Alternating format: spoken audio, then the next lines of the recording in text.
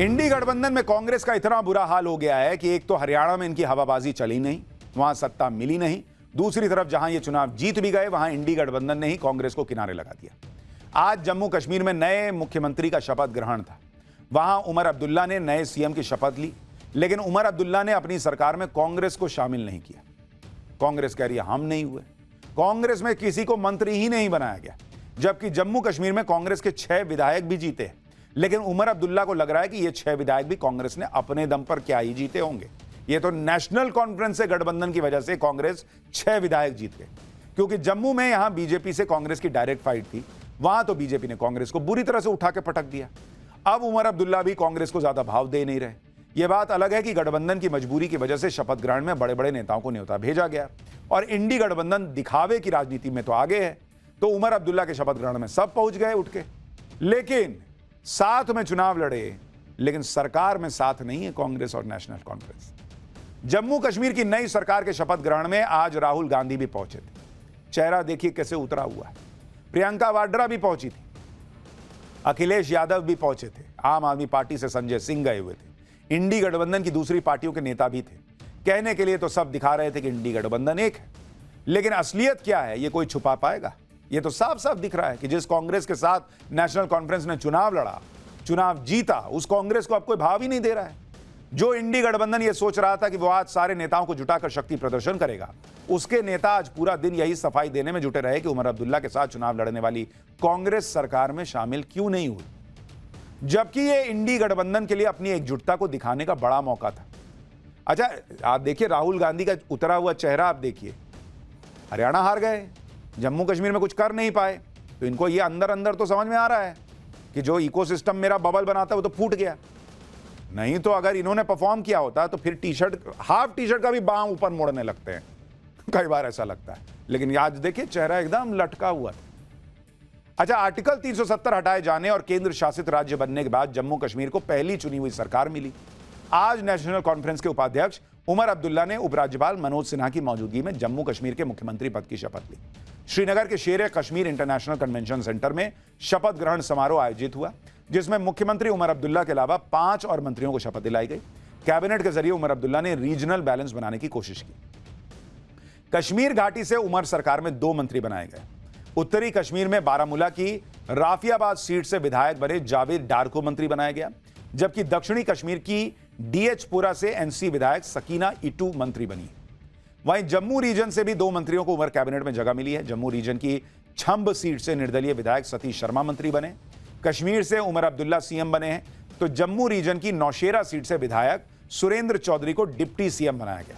सुरेंद्र चौधरी ने बीजेपी के जम्मू कश्मीर अध्यक्ष रविंद्र रैना को चुनाव में हराया था। और चिनाब घाटी के एक नेता को भी मंत्री बनाया गया है। चिनाब घाटी से जावेद राणा मंत्री बने हैं, जो पीर पंजाल से आते हैं और मेंढर सीट से तीसरी बार विधायक चुने गए।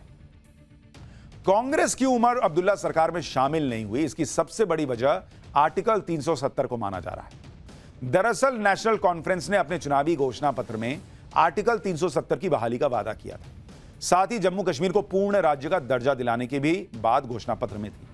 जम्मू कश्मीर को राज्य का दर्जा देने की मांग का कांग्रेस भी समर्थन कर रही है, लेकिन आर्टिकल 370 पर लब सिले हुए हैं।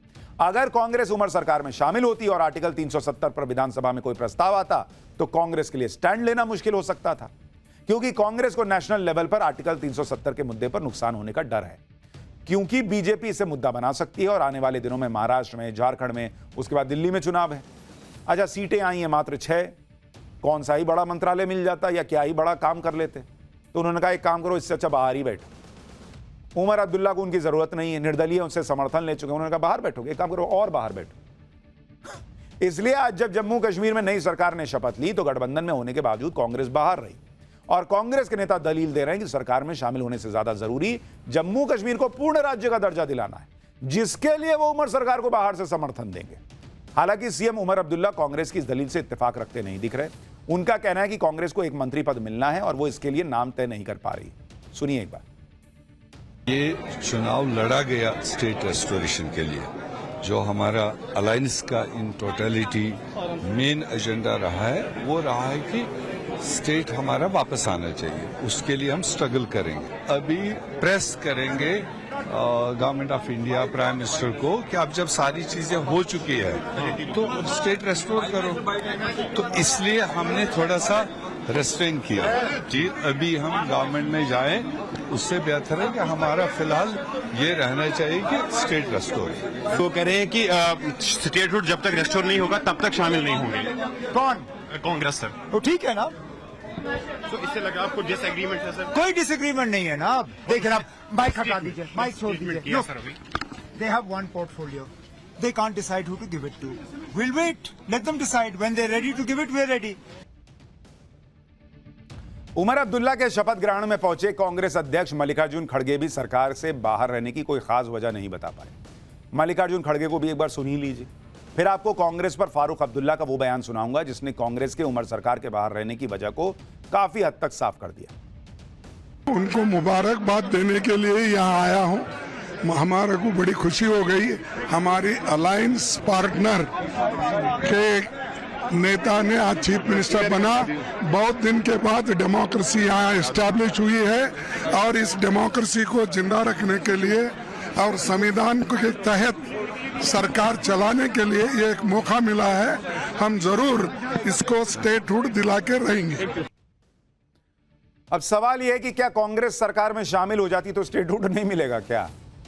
कांग्रेस भले ही जम्मू कश्मीर में सरकार से बाहर रहने के लिए कोई दलील दे, लेकिन यह भी किसी से छुपा नहीं है कि चुनावी नतीजों के बाद नेशनल कॉन्फ्रेंस भी कांग्रेस को ज्यादा भाव देती दिख नहीं रही, क्योंकि नेशनल कॉन्फ्रेंस ने यह सोचकर कांग्रेस के साथ गठबंधन किया था कि गठबंधन होने पर वो जम्मू में बीजेपी को टक्कर दे पाएंगे, जिसके लिए जम्मू में कांग्रेस को ठीक ठाक सीटें भी चुनाव लड़ने के लिए दी गई। लेकिन कांग्रेस का प्रदर्शन बहुत ही खराब रहा। कश्मीर में नेशनल कॉन्फ्रेंस ने शानदार प्रदर्शन किया। जम्मू में कांग्रेस चुनाव लड़ी, 30 सीट पर जीती 1। उमर अब्दुल्ला के शपथ ग्रहण से पहले नेशनल कॉन्फ्रेंस के अध्यक्ष फारूक अब्दुल्ला के दिल की ये टीज भी बाहर निकल गई। उन्होंने कहा कि अगर जम्मू में कांग्रेस ने अच्छा प्रदर्शन किया होता तो राज्य में गठबंधन और ज्यादा मजबूत होता। सुनिए फारूक अब्दुल्ला। जम्मू में हमारी जो हालत हुई वो इसलिए भी हुई क्योंकि हमारे जो विरोधी थे उन्होंने जम्मू में हिंदुओं को डराने की कोशिश की।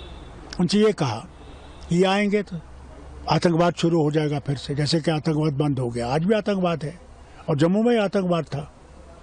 तो उनसे डराया गया कि ये आएंगे, ये करेंगे, वो करेंगे, तुम्हारा हाल नहीं है, कुछ नहीं होगा। और हम पीछे रह गए। जिस उम्मीद से हम ये करते थे कि हम लोगों से ये डर निकाल सकें, उसमें हमारे कांग्रेस के नेता नहीं आगे बढ़े। माफ़ी मांगता हूँ कहने को, ये सच्ची है। अगर वो इससे ज़्यादा आते, लोगों में बैठते, लोगों के साथ जाते और लोगों से कहते ये जो प्रोपेगेंडा कर रहे हैं सब गलत है, हम आपके साथ हैं, भारत आपके साथ है, तो मेरे ख्याल से हमारी स्थिति ये नहीं होती जो आज हुई है। यानी फारूक अब्दुल्ला भी कह रहे हैं कि कांग्रेस से ना हो पाया। वैसे जम्मू कश्मीर में आर्टिकल 370 की बहाली की रट लगाने वालों को नए जम्मू कश्मीर की नई सरकार के गठन के बाद की इस तस्वीर को देखना चाहिए, जहां नए नवेले मंत्रियों की गाड़ियों पर अब सिर्फ तिरंगा लगा हुआ नजर आ रहा है, जबकि आर्टिकल 370 हटने से पहले जम्मू कश्मीर के मंत्रियों की गाड़ी पर 2-2 झंडे होते थे, एक राज्य का, एक भारत का। लेकिन नरेंद्र मोदी ने जम्मू कश्मीर में फिर तिरंगे को स्थापित कर दिया कि सिर्फ तिरंगा ही सबसे शक्तिशाली था, है और रहेगा। आप राजनीति का फर्क भी देखिए कि एक तरफ जम्मू कश्मीर है जहां तकरार के साथ इंडी गठबंधन सरकार बना रहा है, आपसी खींचतान चल रही है। दूसरी तरफ हरियाणा है जहां आज बीजेपी ने अपना नया सीएम चुन लिया और सब कुछ शांतिपूर्वक हो। वहां पर अमित शाह पर्यवेक्षक के तौर पर गए थे। वैसे भी किसी की हिम्मत नहीं थी कि कोई कुछ कह देता, और बीजेपी में अपना अनुशासन भी है कि वहां किसी कुर्सी को लेकर खींचतान नहीं। इसलिए आप देखिए कि जो लोग हरियाणा में सीएम पद की दावेदारी कर रहे थे, उन्हीं ने नायब सैनी को सीएम बनाने का प्रस्ताव रखा। हरियाणा में नायब सिंह सैनी को बीजेपी विधायक दल का नेता चुन लिया गया। कल सैनी मुख्यमंत्री पद की शपथ ले लेंगे। यानी इंडी गठबंधन के झगड़े ही खत्म नहीं हो रहे। मोदी सरकार ताबड़तोड़ फैसले पर फैसले ले रही है। आज पीएम मोदी की अध्यक्षता में कैबिनेट की बैठक हुई, जिसमें किसानों को लेकर मोदी सरकार ने बड़ा फैसला लिया, दिवाली गिफ्ट दे दिया। कैबिनेट की बैठक में रबी की कई फसलों की एमएसपी बढ़ाने को मंजूरी दे दी गई। एमएसपी कितनी बढ़ी है वो भी सुन लीजिए। एमएसपी में गेहूं की एमएसपी 150 रुपए बढ़ गई है, जौ 130 रुपए, चना 210 रुपए, मसूर 275 रुपए, सरसों 300 रुपए और सूरजमुखी 140 रुपए प्रति क्विंटल। इतनी बढ़ोतरी हुई है। इसके अलावा मोदी सरकार ने केंद्रीय कर्मचारियों को भी दिवाली गिफ्ट दिया। केंद्रीय कर्मचारियों का डीए 3% बढ़ाकर 53% कर दिया गया है, जो जुलाई से लागू होगा। यानी दिवाली से पहले केंद्रीय कर्मचारियों को 3 महीने का एरियर भी मिलेगा। इस फैसले का फायदा देश भर में 1 करोड़ से ज्यादा लोगों को मिलने वाला है। यानी एक के बाद एक ताबड़तोड़ फैसले, और इसका असर आने वाले चुनावों पर पड़े तो आश्चर्य नहीं होगा।